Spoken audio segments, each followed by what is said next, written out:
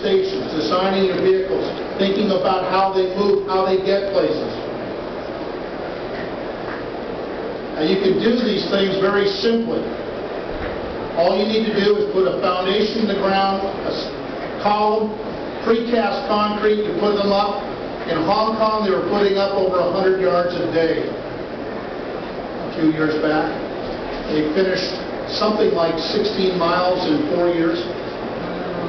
You can do it. You have to have a will, and you have to have the political ump behind you to do this. But once you decide to do this and make it work, you can make it work. Secondly, one thing I learned about, or another thing I learned about, is not just the ride. Almost none of us go from work to home, from home to work. We stop, we get some coffee, we pick up dry cleaning, we drop the kid off. Transit has got to start realizing that it's more than just a ride from A to B, and it's much more than just a bunch of dead weight. You've got to treat these people like what they are, like your friends, your neighbors, your 74-year-old mother. What do they need? Think about it. And that leads you to the way to make money. It's all fine and good to keep subsidizing these bus rides to the tune of 80%. I said that we're doing the wrong things up in Seattle. We recently opened a commuter line, a railroad line out to the north end. Each ride subsidized $108 one way. The real money in transit is not in the fare, it's in the cup of coffee you sell to the person waiting for the train. It's the dry cleaner setup that you have that they can drop things off, and when they come back in the evening, it's going to be waiting for them. There is a lot of money we're going to have in Seattle. I said that staff screwed it up. To give you another example, we have 20 million people a year going to use this train, and we were going to sell them $100,000 worth of extra stuff. That's 5 cents a year. It's crazy.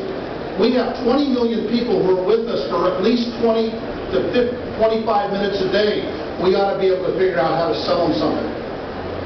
And I don't mean to say force it on them. This is just offering people a chance to buy a cup of coffee that they would buy anyway.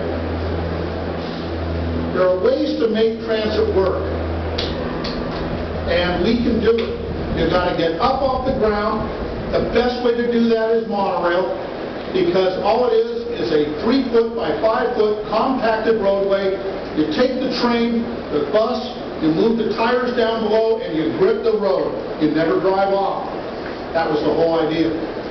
This can work. You've got to believe in it. One of the things that intrigued me so much was when I looked at the situation, when you're spending somebody else's money, i.e. government, when you spend your own money, like Disneyland, you choose monorail. When you're using somebody else's money, you pick anything but monorail. Walt Disney was a genius, never mind everything else. But he knew a lot of things. And he knew that he wanted to get his people from the parking lot up to his Disneyland without a bunch of accidents, without a bunch of problems. And so he got them up off the ground and up in the air. And subways don't work anymore. Forget it. They just don't work. It's too much money. $250 million a mile for the average subway. It isn't going to work. You can do it in a couple of small places, a couple of areas, but other than that, you're sunk. Now we're going to come back in Seattle and we're going to redo this thing. We're going to make it work. But you've got a great opportunity here. We've got a great opportunity in LA. To make a transit system that not only works to move people, but works and actually can make money and get out of the subsidy trap. With that, I'd like to introduce Brian Brooks. Thank you.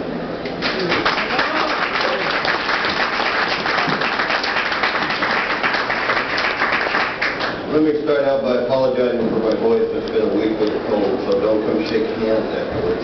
Or do it at your own peril. But I do want to point something out, since Dick gave me some of his time. I appreciate that. People who think you can't make a difference or that one person can't make a difference don't know the story about Jake Falkenbury. He's the man who got the monorail through and got it approved 4 times in the public election. The fact that the staff messed it up, equalized things, right? And drove the cost up so high that the public finally gave up on it. It had nothing to do with the fact that it was a monorail. They could have done that with a subway or a rocket ship or anything else. I think that there eventually will be a monorail in Seattle. It's just how soon. It may come in as a savior. Some of the stuff they're trying to build up there is just getting ridiculously expensive. And monorail didn't have to be that kind of number. The estimated number, no offense, for a subway in LA is $350 million a mile. But more importantly, the estimated construction time is 10 years for the first 3 miles. And then they're going to get 10 more miles in the next 10 years. Now, I'm 60. Something that takes 30 or 40 years is not going to matter to me. And I'm also thinking of my mother, and she's 80. And so I'm more concerned about how long it takes to put this up. The first question is, why don't you have monorails? You know the question that nobody builds monorail? Because no one's built monorail. When you try to point out Disney, which is an excellent example, even better is Disney World in Florida, where the monorails actually go somewhere. They go from the hotels to the various magic lands. And they go through some of the hotels. The one out here in California Adventure goes through a $400 a night hotel, and the people still pay their bills and don't complain. Monorail is not an elevated railroad. And it is simply a vibration-free, essentially silent method of transportation that does not only doesn't get held up in traffic, but it doesn't hold up traffic. In many areas of the world, monorail run on 2-minute headways. That's 2 minutes between trains. I would think I'd die and gone to heaven if we had 5 minutes between trains here. I'd be very, very happy with 5, or on the 1s, or on the 3s, or something like that. 10 would just thrill me. And we can do it. And monorail is working at 20% of capacity when it does. So to tell you that monorails don't work, there are people out here yelling at me today, it won't work. Out in my backyard, nobody's going to put an above-ground system. I had a guy at work tell me, well, you know, I've got a flood channel behind my house. And I don't want people looking in my house. And I said, how wide is your property? And he said, about 80 feet wide. I said, well, at 60, you know, they're going to have about 1 second to look in your window. So unless you're standing there, they're not going to see much. But the whole reason for monorail,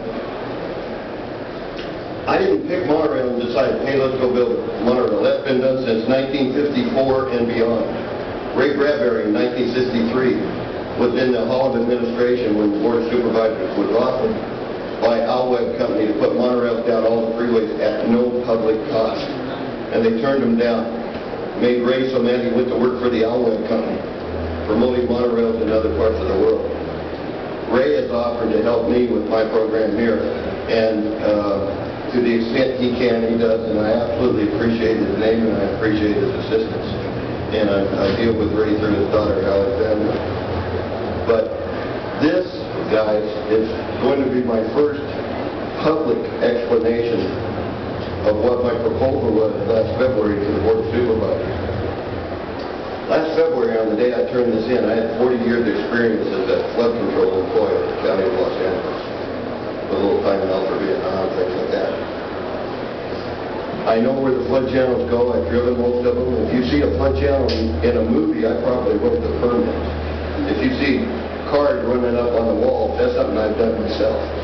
I've gone from downtown Long Beach to downtown LA in 30 minutes without using the road. You know?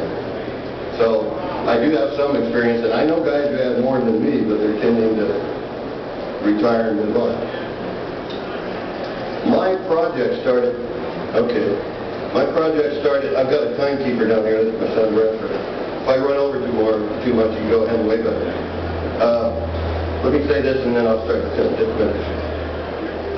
My project started when I saw the $350 million a mile subway, and I realized that's going to take money forever.